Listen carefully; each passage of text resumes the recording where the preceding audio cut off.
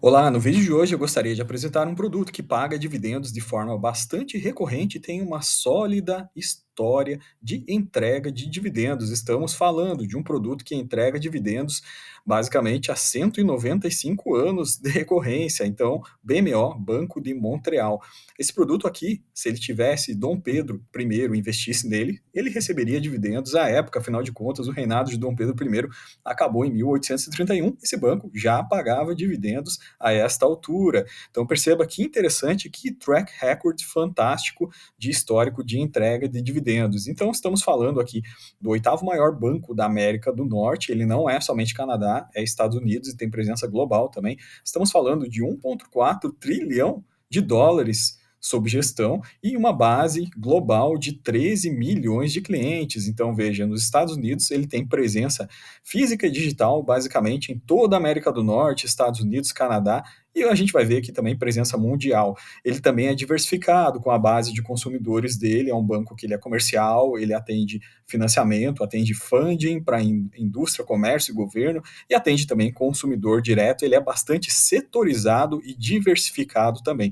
Então, no vídeo de hoje, vamos analisar os principais detalhes desse produto, histórico de pagamento e análise de indicadores fundamentalistas também. Então, como eu comentei com vocês, o banco ele tem um longo histórico, inclusive crescente histórico de pagamento de dividendos, que a gente observa nesse gráfico aqui. Cada ano que passa, a coisa está ficando melhor. Isso é fruto de uma boa performance financeira do produto. 2023, os últimos 12 meses, a gente vem percebendo aqui um aumento total realmente nas vendas de produtos aqui dele, né, e nos ganhos e nos retornos. Não é à toa que o Compound Annual Growth Rate, conhecido aqui como CAGR, nesse histórico de 15 anos, a gente percebe que existe um crescimento constante e consistente, o que se traduz aqui num retorno total por ação para os acionistas bastante interessante, consistente e crescente. Então, esse produto aqui, como eu comentei com vocês, tem um histórico muito forte, um histórico de 195 anos de entrega de dividendos. E o mais interessante é que esse CAGR dele vem crescendo a cada ano que passa. Estamos falando que nos últimos 15 anos o CAGR era 5% ao ano, e nos últimos 5 anos já está em 8,9%. Isso aqui se traduz certamente em entrega de dividendos aí para os cotistas desse produto. Cotistas não, né? Na verdade, para os acionistas em se tratar de um estoque. Então, estamos falando de um ativo que ele é comprado aqui na Bolsa de Nova York, você pode negociar ele na sua corretora, né? Ele vai estar disponível sobre esse ticker BMO. Então, alguns indicadores fundamentalistas do produto, perceba o P sobre L dele, está abaixo daquela relação, que é considerada uma relação de custo ainda interessante. Alguns falam abaixo de 10, abaixo de 15, né? Para um banco, acaba sendo ainda um banco desse porte, com uma relação de 13,7, não é de se desconsiderar, tá? Logicamente já esteve mais barato há 5, 10 anos atrás, né? Mas a precificação que ele tem hoje aqui está na faixa de 13 a 14. P sobre VP dele, 1,08, né? Ainda está muito próximo à faixa de desconto, entrega um dividend yield em dólar de 5,08%.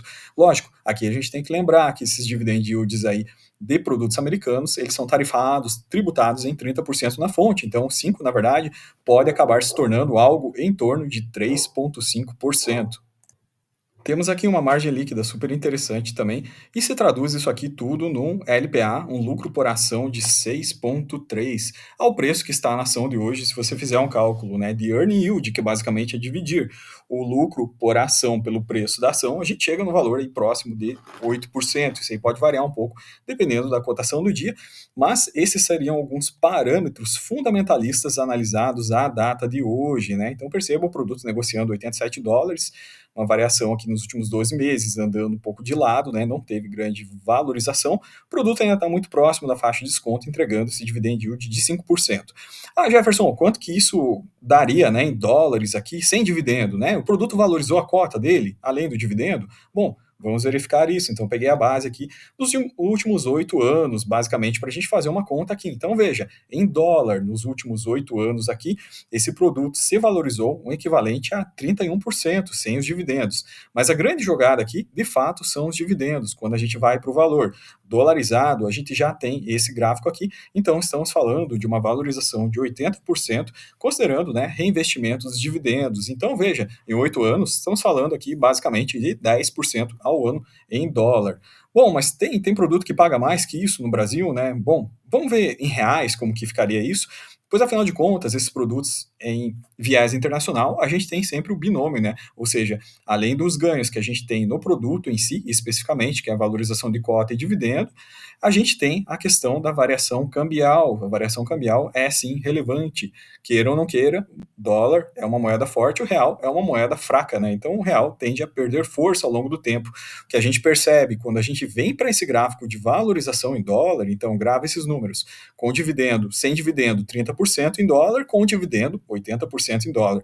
Agora vamos ver em reais quanto foi a valorização dele. Sem dividendos, mesmo período de tempo, 93% aqui em reais, tá? E o gráfico final, que é o que mais nos interessa, valor com dividendos em reais, nos últimos 8 anos, estamos falando de algo da ordem aí de 165% de valorização.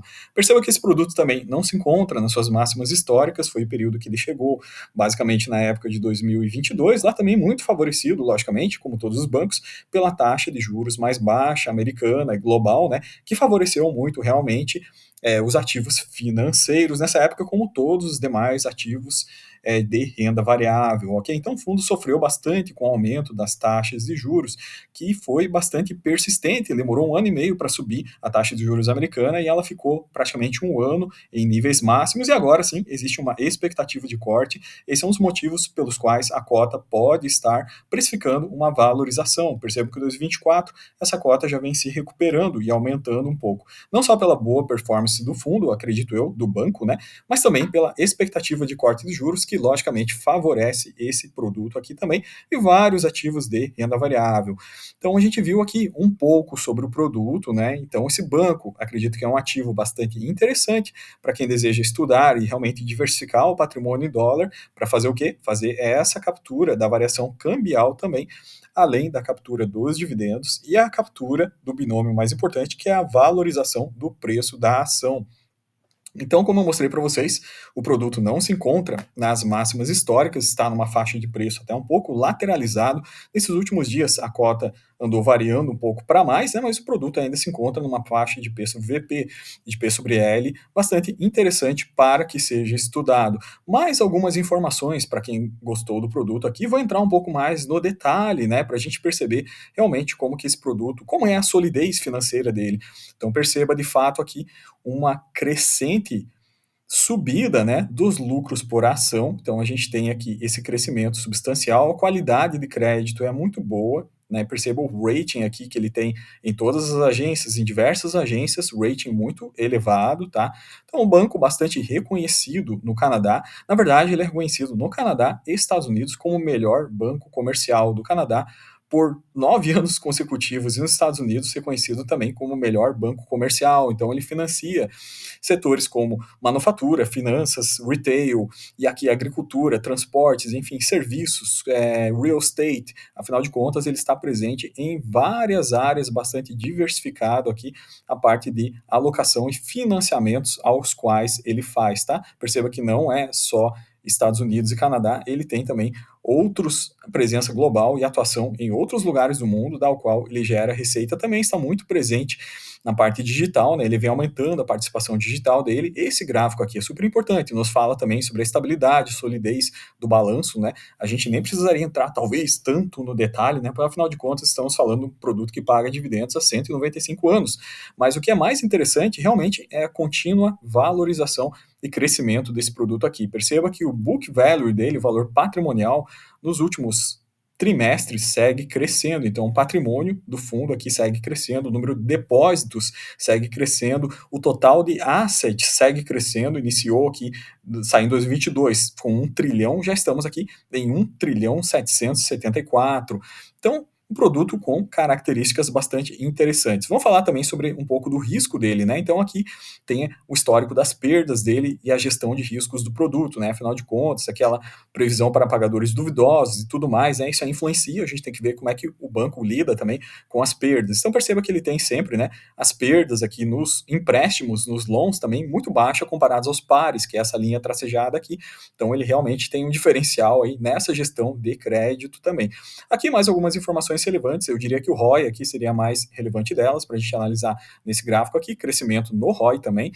E, como eu falei para vocês, é um banco bastante relevante, tanto para pessoa física, quanto para comercial, quanto para governo, quanto para crédito corporativo nos Estados Unidos, Canadá e presença mundial. Então ele vem crescendo aqui nessas duas vertentes, perceba que ele tem esse somatório do atendimento pessoa física mais comercial também, e ele faz empréstimos aqui de forma geral para várias áreas. Aqui tem um pouco da rentabilidade dele por setor, então setor comercial, setor de business banking, mortgages aqui que seriam os financiamentos, as hipotecas, né, americanas aqui também com uma fração aqui dentro dele, né? Tudo com qualidade de crédito muito interessante. Então, quando a gente avalia no detalhe, a gente vê que é um banco que ele tem bons fundamentos. Depósitos médios do banco seguem com uma crescente também, trimestre após trimestre, tem mais depósitos entrando nesse produto aqui, mais dinheiro circulando, né, para o produto poder rentabilizar isso aqui.